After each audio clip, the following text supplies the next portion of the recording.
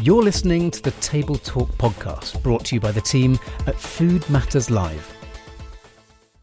Welcome to the podcast that showcases the innovations, the big ideas, and the visionaries in the food industry. We dig deep, we look to the future and the past, and we question everything that we think we know about food. I'm Stephen Gates. I'm a food science writer, a TV presenter, and a gastronaut. Today, we're looking at the crisis in the food industry workforce. In theory, if you're looking for a job in the food and farming sector, there's never been a better time. Last year, the reduction in overseas workers resulted in over 500,000 job vacancies from a workforce of 4 million. And that's right across the sector: food processing, hospitality, logistics, farming, the list goes on. It's great if you're looking for work, but the overall result wasn't so good. Crops left to rot in the fields, tens of thousands of pigs incinerated or rendered due to a lack of workers at meat processing plants, crops not being planted, concerns about the mental health of people in the industry, and disruption to the food supply chain. Now, a parliamentary committee has warned that chronic labour shortages in the sector could lead to further price rises and the UK becoming more dependent on food imports.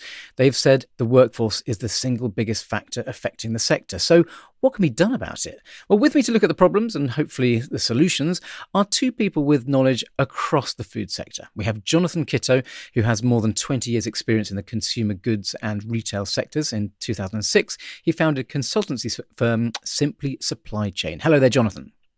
Hi, Stephen. Great to meet you. Fantastic to have you. We've also got David Camp, Chief Executive of the Association of Labour Providers, the trade body for businesses that source and supply the workforce for the UK agriculture and food manufacturing sectors. Hello there, David. Hi, Stephen. Nice to be with you today. Great to have you as well. So first of all, let's just have a little look at the shortages. I've given a few of the headlines, but where, David, do you see the most significant labour shortages in the food industry?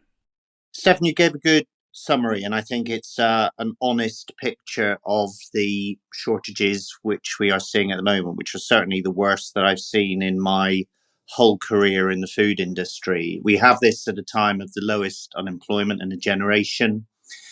We have no freedom of movement or general low-skilled immigration route, and that is indeed where we are seeing the most significant labour shortages.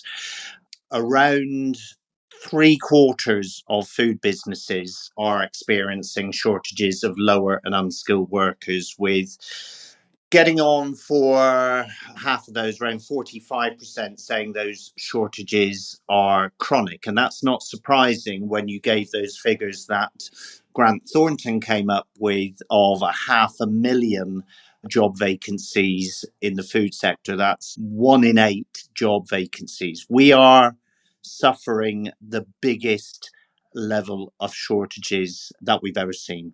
Now, you're sounding very level-headed about this. I mean, this, in reality, is this as catastrophic as it sounds? Catastrophic is a big word. The word we use is chronic. There are major shortages that have been going on now for some years. It hasn't just happened overnight, but it's getting worse. And it's getting worse and worse. And without any intervention to address this, we are going to see the decline in the food industry that the Environmental, Food and Rural Affairs Committee have heralded in their most recent report that they issued in April. Okay, now, Jonathan, a lot of the data we've been looking at has been from last year. What's your sense of changes since then? Have things continued to get worse on the ground, as it were? Yeah, I guess two bits. I mean, obviously, there's been the driver crisis, which I appreciate is a very specialised area of labour in the build-up to Christmas. But that has largely been solved by higher wages and pulling people that had retired back into the sector. I guess there are two common factors that appear to be driving a change, particularly in the logistics sector. And by that, I mean, if we take warehousing and also then the transport side of things. So transport, we've got enough people back in to be able to satisfy the demand we have at the moment. But again, once we start coming back through summer and Christmas, we end up with pressures that are likely to strain things. The key piece, and a lot of people have sort of said, yeah, is it Brexit? And the answer is no, it's not Brexit. Was it COVID? Yes, it probably had a big impact, with a lot of people actually going home and then not returning subsequently. So that drained a lot of resource. And to pick up on David's point, there are actually some very highly skilled individuals who have gone home from a lot of the warehouses in particular. And by bringing new people in, they've replaced these individuals, but at much lower productivity. So, in fact, you actually need many more hours to be able to get the same throughput. Some of that's actually been masked because of the challenges that David expresses. So, within the manufacturing, we've not had necessarily the full availability of product in manufacturing to feed into the warehouses to provide our supermarket shelves. And that's actually constrained the real picture of demand. And even within the warehouses, they've already had to cut back and actually slow demand out. So there is definitely not as much food on our shelves as there could be because of a labour shortage. Mm-hmm. And because this is a sort of chronological aspect, it goes back to production in the field and then and the whole sequence of events of the supply chain. David, are we yet to really experience the full impact of these things, or is this kind of where we're going to be from now on? I don't think we have seen the worst of it yet. Jonathan made a good point about EU workers returning home, and certainly if you look at the numbers, 5.3 million EU workers have been given settled or pre-settled status, but the ONS statistics show only 3.5 million of them in the UK. So that's a figure of 1.8 million people who could be working in the UK but have decided to remain abroad. The industry as itself, if you start at the beginning with the growers and the challenges that they've faced in sourcing workers, the numbers this year have been set at 30,000. Already those have all been used up. There are increasing calls from the industry to release the optional 10,000 that are available this year, and we want those released as soon as possible. Today would be great, tomorrow would be fine, but we don't want it delayed until June. We don't want it delayed until July. We need those workers now. The additional factor on that is that there is now a premium which has been levied for seasonal workers. The rate has been increased from April to £10.10 per hour per seasonal worker. That's 60 pence above the national minimum wage. And that's the minimum that can be paid to those workers by growers. And so there is a premium for using that service. So there is an additional cost element as well. That, the shortages, the challenges, the late decisions by the government to release it, those have an impact on decisions that growers make about which products they will plant, how much they will plant, whether they will make a profit through what they plant. And therefore, I expect there to be further rationalizations in the product that is being planted. So these decisions made at a national level have an impact on individual farms who reach that point where they decide this is not practical, this is not possible, or it's not profitable. So, Jonathan, have you seen this happen with the companies that you work with? An actual decision to change the foods themselves that are produced, or to change the methods that are used to produce them in response to the lack of workforce? I think rationalising range, definitely. We've seen that whenever the pressures come on, whether it be availability of the workforce in the factories or shortage of supply chain, and don't forget, we're seeing significant challenges around wheat, sunflower oil, pulp. There are lots of other contributory factors, which means the number of products that are available are likely to be rationed. And that has the benefit further up the supply chain in terms of if there are a fewer number of products to pick, then demand is slightly lower and therefore warehouses are better able to cope. So there is a simplification that is beneficial and likely to persevere. I think it's also, if you then look at the inflationary costs coming through, there's a real concern that as the shelf prices rise, then that will dampen volume. and we don't know quite what demand is going to do to settle that. So there may be some tempering which may mitigate the challenge, but the labour challenge is not going to go away, and if anything, is going to get worse. Yeah, yeah. So I mean, presumably for workers in the industry, this ought to be good for them. There are more vacancies, and therefore they should be able to demand higher wages, different conditions. How are conditions in the industry at the moment, David? And how, are workers in the UK rejoicing and going, "Ha ha, quid's in"? Well, 3/4 of businesses in our survey say that they have increased wage rates. So yes, that's one of the key responses that businesses have taken to recruit more people. And that's been regarded as one of the most effective ways to address labour shortages. Of course, it is pay more and attract more workers. So that's one aspect. So, yes, there has been a wide scale increase in pay rates, of course, which knocks on to the inflationary pressures that Jonathan was talking around. The other factor is that the second key area that businesses have been performing and undertaking, and what they say they're doing, is making their places of work a better place to work. And that's a good thing. That's a positive thing. People want to work in a place, in an environment where it's a decent place to work, where they're respected, where they're valued, where they're treated with dignity. And that's really been something that we've seen. We focused on it in our trade association, supporting businesses to do that.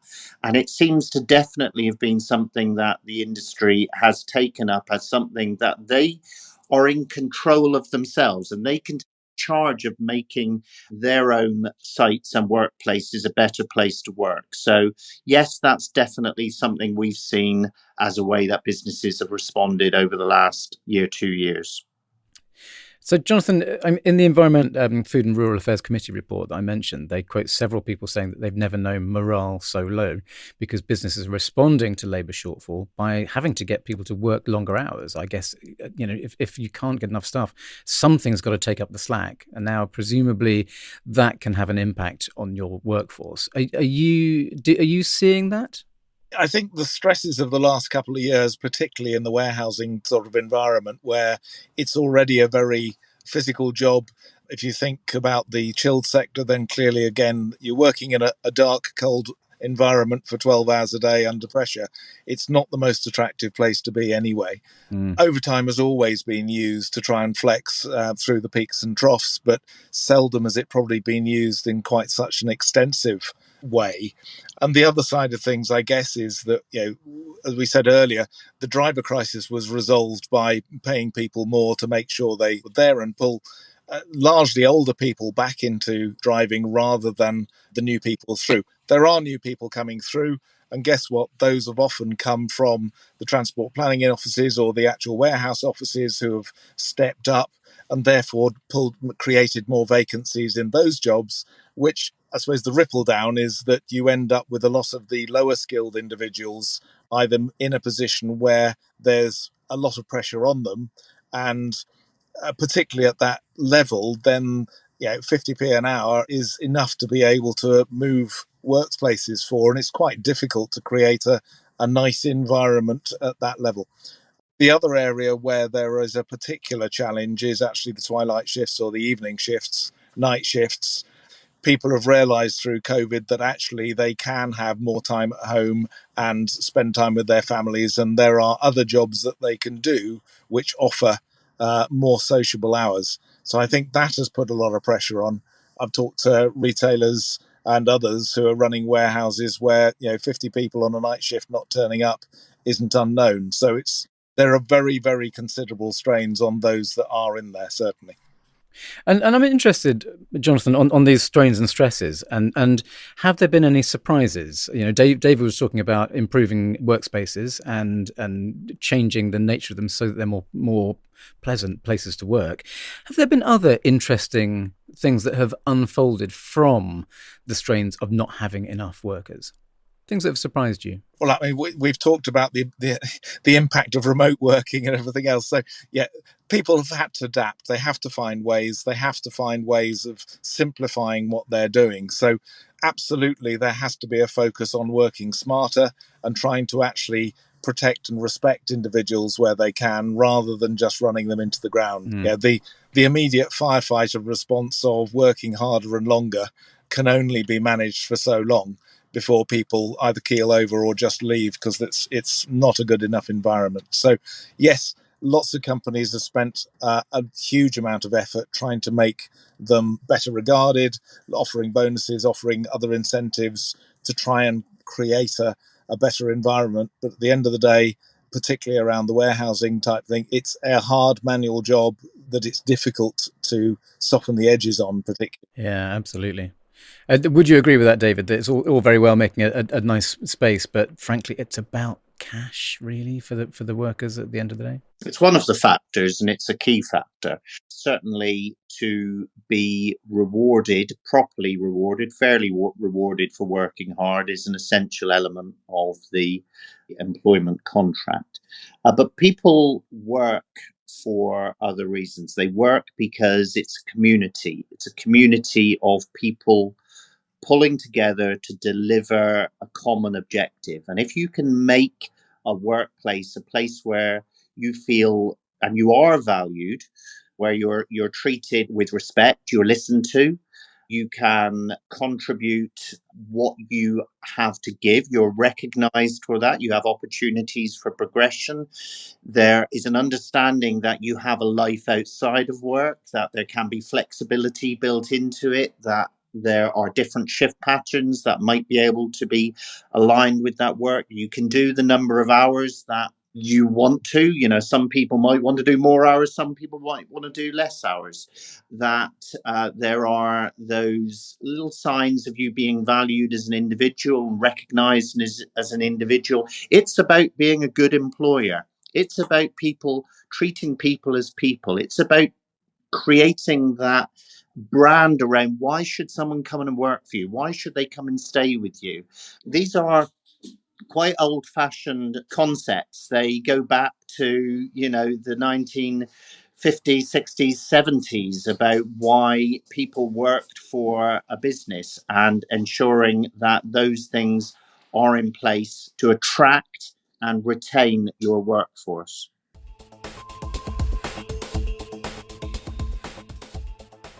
Hello there, only me. I just want to break into the conversation to say that if you're enjoying this episode, then once it's finished, you might want to check out our series looking at green jobs in the food sector.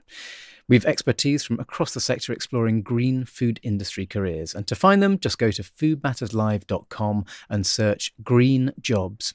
And now back to the chat. Now, let's talk on a grander scale here about the government involvement in this. Do you think the government understands the scale of the problem? In April, the government said, we fully acknowledge the food and farming industry is facing labour challenges. We continue to work with the sector to mitigate them. Response across the past year has been to point out they are listening, but that the UK has a highly resilient food supply chain. Are these all just fluffy words? Does the government know and care about this? And are they doing anything to help? Jonathan? Honest answer, yeah. They're definitely listening. I'm not sure they understand what they're listening to, and I've not seen the evidence of very much being practically focused on addressing the key issues. I think, yes, they say we've got a resilient supply chain, but if you go right down to the beginning of that supply chain and you don't have enough crops coming out of the ground, then you're fundamentally straining it. I've seen more pressures put on farmers because of the change to the funding at that level. There's less surety in terms of them placing, picking the right crops, ensuring they get the right level of profit. So I don't think they're addressing the level of fundamental steps that need to be addressed. Yeah, fundamentally, they are notional elements trying to address around the edges, but not facing into the severity of the problem. Yeah. So, David, I would imagine that they would say, well, I've been into my local supermarket. There's loads of food on the shelves. I mean, clearly there isn't a problem. How would you pick holes in that? Well, I hope they're not determining their strategy based on their trip to the supermarket. Look, I don't feel, and I work with many trade associations and many businesses and many growers, and I don't feel that the industry is being listened to. The EFRA committee were very clear that the industry wasn't being listened to. And yes, the food industry, often overlooked, regarded as Britain's food heroes during the pandemic. And we take for granted that the supermarket shelves are stocked until they're not. And I think everyone can remember how they felt during the pandemic when they walked into their supermarket and things weren't there. And we'd never seen that before. It's destabilizing, isn't it? It's extraordinary impact on people. You know, that really brings home the importance of food security. And that really brings home having the responsibility to be able to feed yourself. We have a food industry that wants to supply more homegrown, home produced produce. We want to do that for environmental reasons. We want to do that for the strength and stability of our industry. We want to export more. We want to grow the amount of good quality, high quality food that we can export. We want to work in collaboration with government, with the government departments to deliver that. We're always here. We're always prepared to bring our expert knowledge to work with those government departments. And we just hope one day that they will reach out to us and say, right, we work together. Yeah. Okay. Well, let's look at some of the potential solutions to these, and let's separate them. First of all, let's look at the short term issues. What can be done to release some of the pressure on the food system and on the food industry? Jonathan, what do you think in the short term first? The short term simplicity is that, unfortunately, wage inflation is likely to be able to try and deliver the labour hours needed to be able to meet the short term requirements. There aren't many levers other than those welfare levers, and I completely support David. I suddenly realised I may have come over slightly harshly and not picking up on the welfare elements, and because of course those are there, but there simply aren't the people around to be able to bring into the industry because there are better options or there are better paid options. So there isn't a magic wand that you can wave and say, we're going to get these people from within the UK. Yeah. There may be ways of bringing more people in from outside, but I don't see that as a short-term reaction. David's 10,000, taking up the optional 10,000, with that, is that going to help much? You know, as Jonathan said, there are very few available workers. Short term, we can release the 10,000 visas in the seasonal workers scheme. I would ask that the Home Office and DEFRA work with the industry for a real determination of the numbers that are needed. The reason why it's higher is because this year ornamental horticulture was brought in seasonal workers scheme, because every year there is a reduction in EU nationals who return to work within the horticultural sector because there is no new numbers coming through. It can only be those who already have the status. And because there, and Jonathan picked on this, a decline in productivity. We did have 20,000 Ukrainian nationals in horticulture last year. That, of course, is significantly reduced this year. So you have a lot of new people coming in. So productivity will be lower. So you will need more people.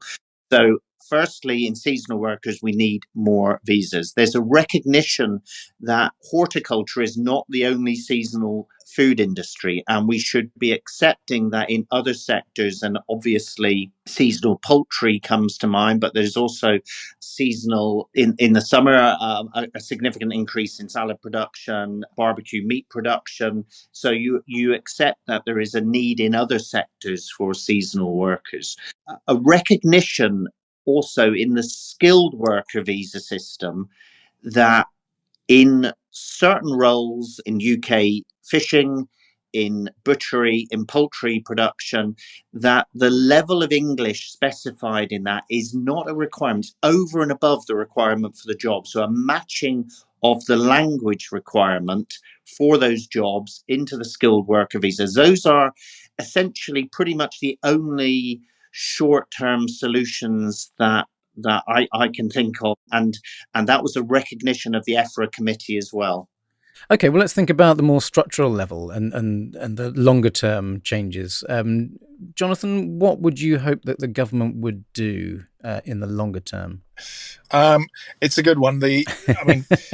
Uh-huh. The only obvious long-term way is to reduce the amount of manual labour required to perform many tasks, and we bring up the inevitability of artificial intelligence and robotics, but that is clearly a longer-term investment. There's a lot of money going into there. There has in the past been a concern about the number of jobs lost to automated factories, but I think again the evidence suggests that actually there are many more higher skilled jobs that come out of it that are needed to maintain these things.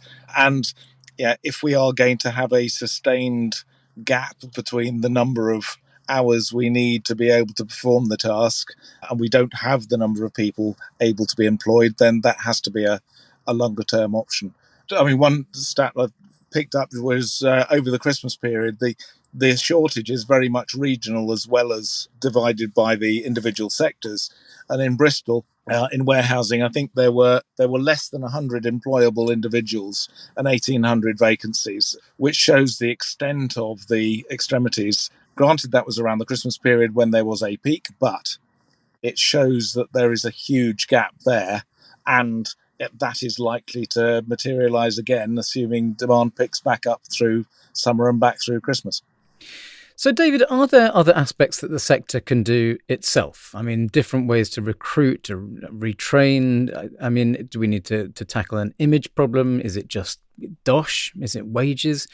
What else can the sector itself do to try and help? So I'm pleased that the Food and Drink Sector Council Skills and Workforce Group is coming together and has a cross-sectoral representation. And I think that will be an important body to coordinate and collaborate on a medium to longer term strategy for the food industry with regard to workforce and skills. And for this to be the coordinating body that feeds into the food strategy that we are expecting any month, and to be the guide for policy for the UK. That's the first thing. Second, I would want the government to recognise food growing and food manufacture and food distribution as essential and critical industries, as it did during the pandemic. But because of that, to have a strategic and collaborative approach. I think they did a pretty reasonable job around HGV driving, and I'd like to see the same focus that went into food growing and food manufacturing, and the level of attention and priority given to it that we saw in those. So that would be the second thing I would see. And then I think there is more work that the industry can do itself. And we are looking at how we do this at the moment, how we build the skills, the knowledge, the understanding and awareness of how each food business can be as effective as possible in sourcing and recruiting its workers. And once you have them, retaining them. And you do that by being a good place to work, a great place to work. So there is much more the food industry can do around that. And there's nothing more that drives your focus on that and the priority of it when there is a shortage of workers. So there's a real driver for that now. And Jonathan, I mean, you've been talking about warehousing and how tough the job is and how tough the environment is. I mean, is there any way of changing that and making that different and more appealing? It's hard to know in the sense that the task itself is unlikely to change. But again, as David said, there is a real skill. I guess if you looked at the logistics sector 10 years ago, it was very, dare I say, basic, and it has evolved into much more of an understanding of supply chain, and rather than just being a cost that appears on somebody's P&L, it's realised that it's an enabler for sales and a vital part of that.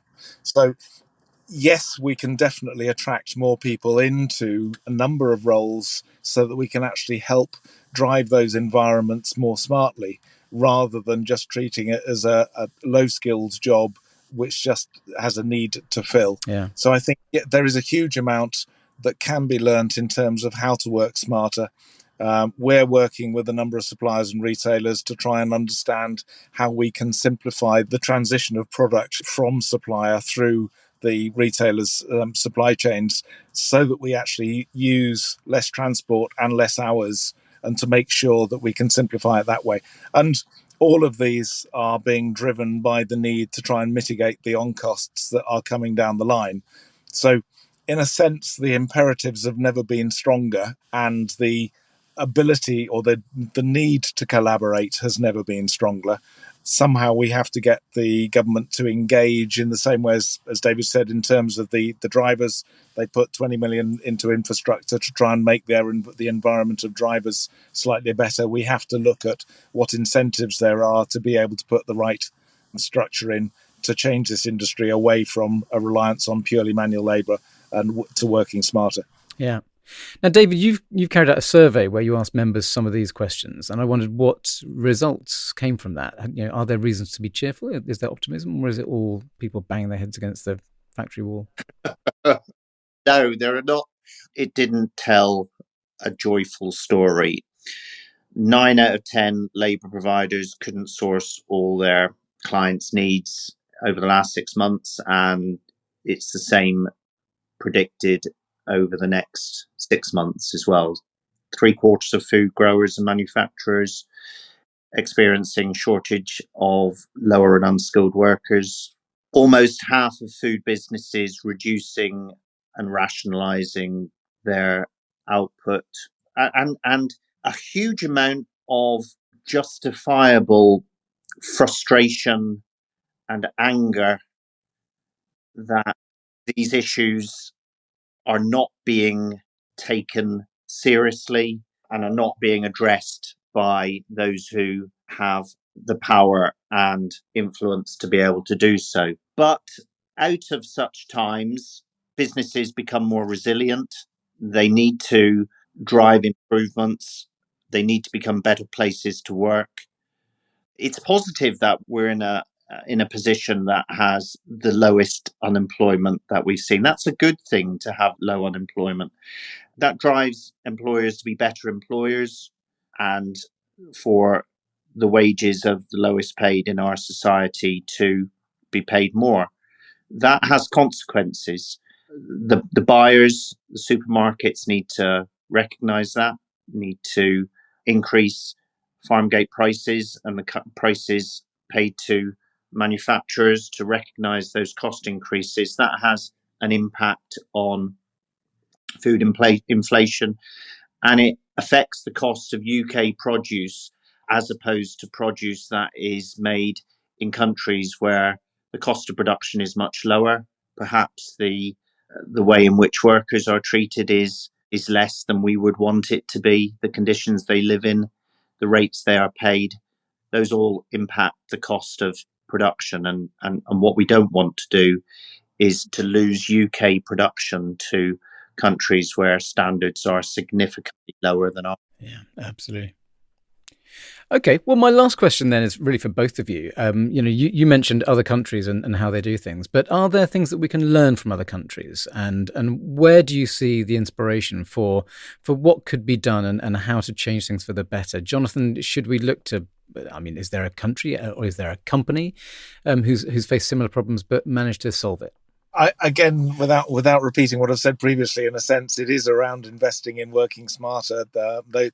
Wherever there is a centre of excellence, there is a way of working smarter, building supply chains. I guess the two things that go against that, in a sense, is that we've been used to very extended supply chains working on a just-in-time nature. COVID, followed by the latest challenges in whether it be Russia and China and everywhere else is proving that extended supply chains are actually problematic.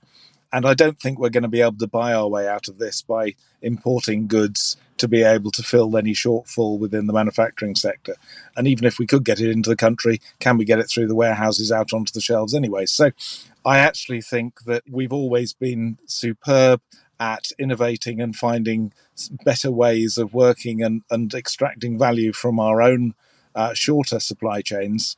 And I'm not aware of anyone doing such a good job that suddenly we would need to copy their model or try and import goods from them because their cost is so much lower. Yeah. David, anywhere else that we can get inspiration from to solve these problems? I think we're pretty good too. I think we are globally leading. I want our seasonal workers scheme to be a model of good practice. And I think we are pretty good. There are areas we can improve upon.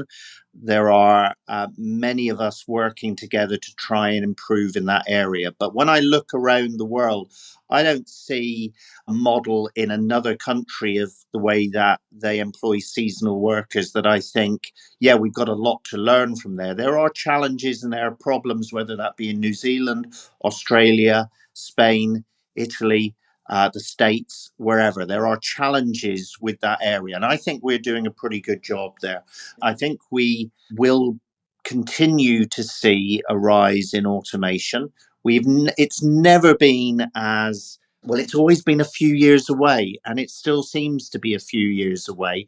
But we are beginning to see it coming. You are beginning to see in different product types, different growing methods, which lend themselves to greater automation. And I think we will continue to see that. Automation is expensive and it requires a return on investment. And a return on investment depends on your margins. So therefore, branded producers are able to have much higher automation, in my experience, than those who sell under own label. And therefore, we need to introduce money into the supply chain to enable the improvements that we hope to see. Costing more comes with its own challenges. There are no easy solutions here. Well, we will be eagerly watching to see how this unfolds because it's pretty crucial for the whole industry. Jonathan Kittow and David Camp, thank you so much for joining me. I hope you enjoyed this episode. If you did, there are hundreds more at foodmatterslive.com. For example, to find our series looking at the many varied careers that are available in the food sector, just go to the site and search Career Conversations. Follow to get every episode freshly delivered to you on Apple, Spotify, Google, or your preferred podcasting platform. And thank you so much for listening.